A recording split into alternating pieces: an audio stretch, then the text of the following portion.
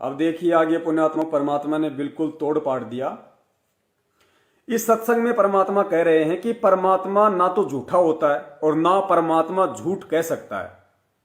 इसके बाद फिर आप जो सत्संग सुनेंगे धर्मदास जी वाला, उसमें फिर आपको दिमाग लगाने की जरूरत है। ये उसकी शुरुआत है, उसकी भूमिका है, ये साबित करने के लिए कि परमात्मा ना झूठा होता है और ना परमात्मा झूठ कह सकता। तो फिर आपने अगले सत्संग में ये दिमाग लगाना पड़ेगा, ये विचार करना पड़ेगा कि इस सत्संग में परमात्मा 650 साल पहले धर्मदास जी को जो बात वर्तमान समय के लिए बोल रहे हैं, फिर वो कैसे झूठी हो सकती हैं? यानी 100% सच कि इस समय कौन आएगा। सुनिए। चौराहे पर खड़ा होकर कहा करते परमात्मा, जहां ये ब्राह्मण कथा कर रहे होते थे तो उस समय परमात्मा को बहुत मार पड़ा करती थी, पीटा करते थे, घसीटा करते थे। लेकिन परमात्मा सत्य है, उसके वचन सत्य है, उसका अस्तित्व सत्य है, वो झूठ ना कह सकता और ना ही वो झूठ होता है। परमात्मा सत्य होता है, परमात्मा का वचन सत्य होता है, परमात्मा का अस्तित्व सत्य होता है। परमात्मा ना झूठ कह सकता ना वो झूठ होता है। एक बार फिर सुन लो, फिर अगले सत्संग पे विचार करना। तो उस समय परमात्मा को बहुत मार पड़ा करती थी, पीटा करते थे, घसीटा करते थे। लेकिन परमात्मा सत्य है, उसके वचन सत्य है, उसका अस्तित्व सत्य है, वो झूठ ना कह सकता और ना ही वो झूठ होता है। परमात्मा झूठ नहीं हो सकता। जो वचन परमेश्वर ने बोल दिए वो कदाचित झूठे नहीं हो सकते, क्योंकि ना परमात्मा झूठा होता है, ना परमात्मा का वचन झूठा होता है और ना परमात्मा झूठ कह सकता। तो अब जो धर्मदास जी का जो सत्संग है आगे, उस सत्संग को ध्यान से सुनना पुण्यात्माओं। और परमात्मा ने धर्मदास जी को कहा कि धर्मदास, आगे चल के कलयुग की पिछली पीढ़ी में इतना घोर समय आ जाएगा कि लोग इस भक्ति को स्वीकार करने से भी कतराएंगे। काल उनको इतना मैला कर देगा, उनकी मनोवृत्ति को इतना दूषित कर देगा कि लोग भक्ति को स्वीकार करने के लायक नहीं बचेंगे।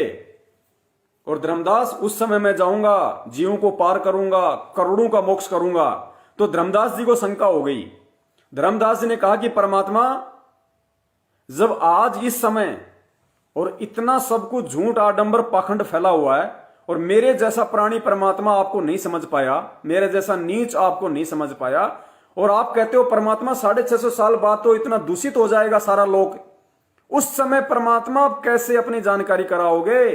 कैसे उन जीवों को आप अपना सत्य समझाओगे? कैसे सतलोक के विषय में उनके दिमाग में सच्चाई को आप अंदर करोगे? तो धर्मदास जी बहुत ज्यादा चिंतित हो गए। तब परमात्मा ने कहा, हाँ, तो उन्होंने कहा कि भाई उस समय मेरा दास जाएगा। तो कहा कि परमात्मा, आज तो आप खुद आए हुए हो और आज भी हम आपकी बात नहीं मान रहे, और उस समय कह रहे हो कि मेरा दास जाएगा। तो परमात्मा उस समय कैसे मानेंगे? मैं तो ये सोच सोच के परेशान हो रहा हूं। घना चिंतित हो गया धर्मदास। फिर गुरुजी ने बताया कि परमात्मा ने धर्मदास से कहा, जब धर्मदास बहुत ज्यादा चिंतित हो गया तो परमात्मा ने कहा कि धर्मदास चिंता मत कर, मैं तुझे सच्ची बात बताता हूं।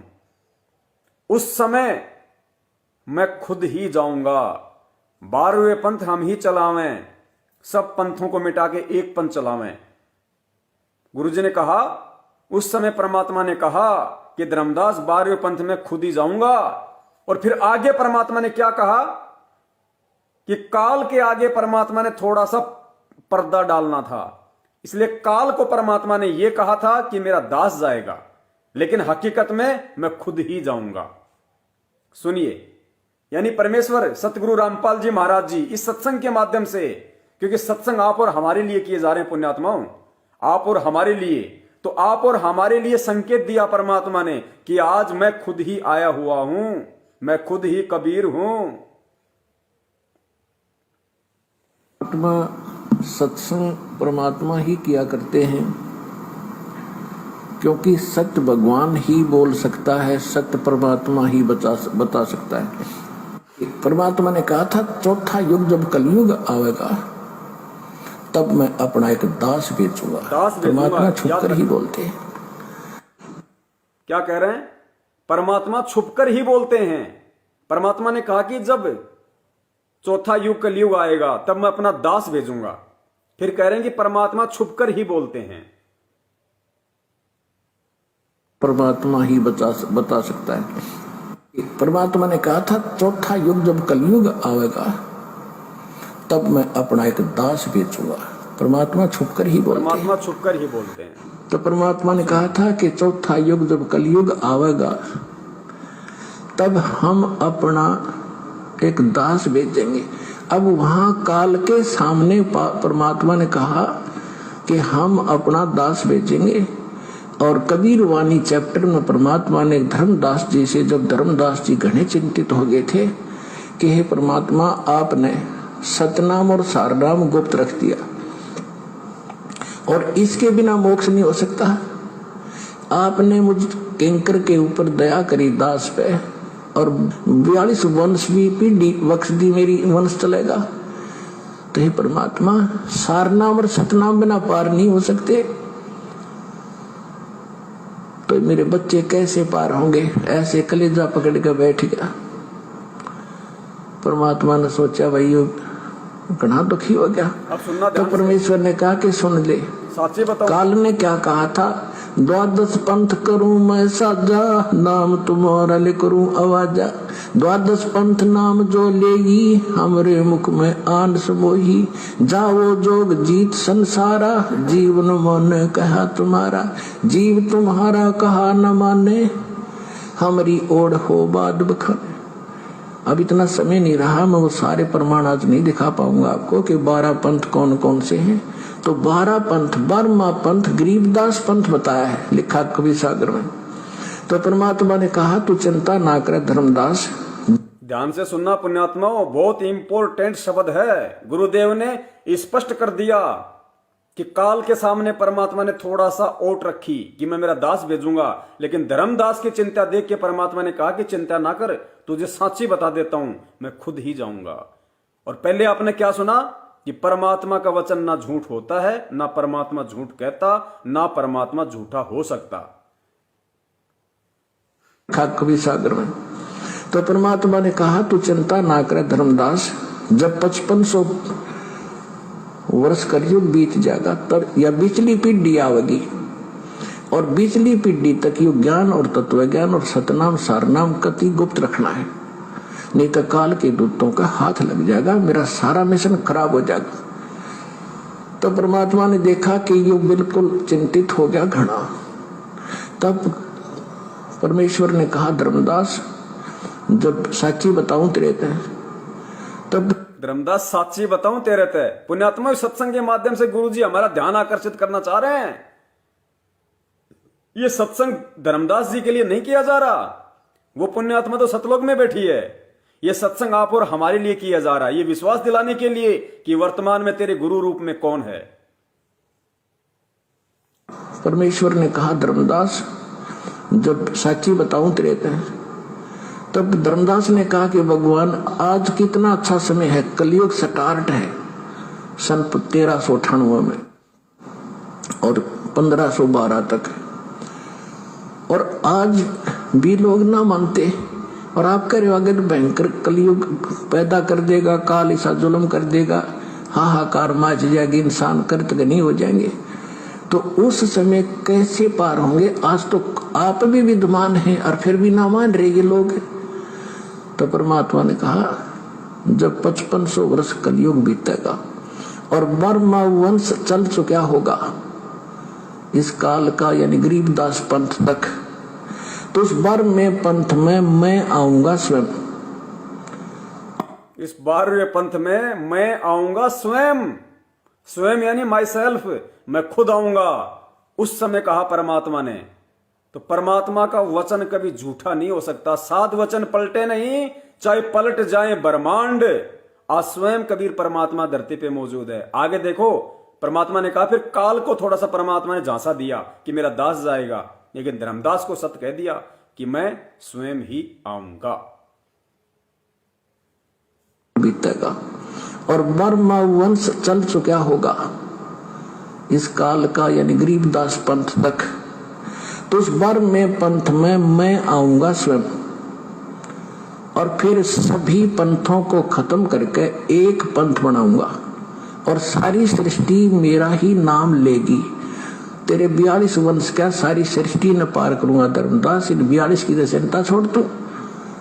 तब उसका दिल डटा था, और काल के सामने परमात्मा ने थोड़ा सा भेद रखा कि मैं अपना अंश भेजूंगा। और काल के सामने परमात्मा ने थोड़ा सा भेद रखा कि मैं मेरा अंश भेजूंगा। मेरा ही नाम लेगी। तेरे 42 वंश क्या सारी सृष्टि न पार करूंगा धर्मदास, इन 42 की दशनता छोड़ तू। तब उसका दिल डटा था, और काल के सामने परमात्मा ने थोड़ा सा भेद रखा कि मैं अपना अंश भेजूंगा। अके नाम कहा, स्पष्ट बिल्कुल क्लियर हो जाना चाहिए। जो परमात्मा प्रेमी आत्मा है, जिसका मकसद ज्ञान को समझ के सतलोक जाने का है, उस आत्मा को तो कोई भी संशय नहीं रहेगा। और जो खाली देखा देखी में लग रहे हैं कि भाई चलो लोग कहते हैं गुरु बना लो, गुरु बना लिया, अपने और भी काम कर रहे हैं, गुरु के सत्संग भी सुन रहे हैं, अपने स्तर पे सोच रहे हैं, भक्ति भी अच्छी कर रहे हैं, उनके समझ में ये बातें नहीं आएंगी। पुण्यात्माओं, किसी के कमेंट्स पे ध्यान मत दो। ये हमारे ही भाई बहन हैं, लेकिन ये भ्रमित हैं बेचारे। अभी हम भी भ्रमित थे। 2015 से पहले मैनेजमेंट के झांसे में आके हम भी भ्रमित थे, लेकिन आज परमात्मा ने सद्बुद्धि दी, तो आज हम वो गलतियां नहीं करेंगे जो गलतियां हम आज से पहले कर चुके हैं। तो ये हमारे भ्रमित भाई बहन हैं, गलती इनकी नहीं है, क्योंकि अभी इनके वो मजबूत भक्ति संस्कार नहीं बने। तो इनकी गलती नहीं है, गलती जीव की नहीं है पुण्यात्माओं, शरीर की गलती नहीं है, गलती इनके संस्कारों की है। क्योंकि जब जब वो परमात्मा इस पृथ्वी पे आता है तो वो हम उसको परमात्मा नहीं मान पाते, उस विश्वास के साथ हम भक्ति नहीं कर पाते, उस संत पे विश्वास करके वो दान पुण्य नहीं कर पाते, जिस कारण से आत्मा के संस्कार इतने मजबूत नहीं बन पाते। और जब तक आत्मा के भक्ति संस्कार मजबूत नहीं होंगे, तब तक उस आत्मा को गुरु और परमात्मा के बीच की खाई को पार करना महाभारत के जैसा है। तो ये बेचारे बीमार हैं, इन बीमारों से थोड़ी सहानुभूति दिखाओ भाई, इनके साथ प्रेम से पेश आओ। ये भी हमारे भाई बहन हैं जो मैनेजमेंट के पीछे लगे हुए हैं, इनको थोड़ा प्रेम से पेश आओ इनके साथ में, इन पे भी दया होगी, ऐसी बात नहीं है। आप गुरुजी के सत्संग नहीं सुनते? जो लोग गुरुजी को गालियां दिया करते थे, पाखंडी कहा करते थे, ठग कहा करते थे, ईसाई मिशनरियों का एजेंट कहा करते थे, और जब उनको आगे चल के सत्यता का ज्ञान हुआ, जब उनके संस्कार मजबूत हुए, परमात्मा ने उन पे दया की, वही गुरुजी के पैर पकड़ पकड़ के रो रो के माफी मांगते हैं, परमात्मा क्या हमारे वो पाप कर्म माफ हो जाएंगे जो हमने आपको अनजाने में गालियां निकाला करते थे? तो परमात्मा कहते हैं बच्चा कोई बात नहीं, नाव का तो स्वभाव है, चाहे इंसान बैठो चाहे पत्थर बैठो, उसका स्वभाव है पार करना। तो यही स्थिति आज इन आत्माओं की हम सत्सेवकों को लेके है। तो गलती इनकी नहीं, कमजोरी इनके संस्कारों की है, तो इनसे प्यार से पेश आओ। सत साहिब। तन मन शीस ईस अपने पे, तन मन शीस ईस अपने पे, पहले में चोट चढ़ावे जब कोई राम भक्त गत पावे हो जी, जब कोई राम भक्त गत पावे हो जी। तन मन शीस ईस अपने पे, तन मन शीस ईस अपने पे, पहले में चोट चढ़ावे जब कोई राम भक्त गत पावे हो जी, जब कोई राम भगत गत पावे हो जी। भाई सतगुरु तिलक अजप्पा माला, युक्त जटा रखवावे, सतगुरु तिलक अजप्पा माला, युक्त जटा रखवावे। जत को पीन सत का चोला, भीतर बेख बनावे जब कोई राम भगत गत पावे हो जी, जब कोई राम भगत गत पावे हो जी। भाई लोक लाज मर्याद जगत की, तृण ज्यों तोड़े बगावे, लोक लाज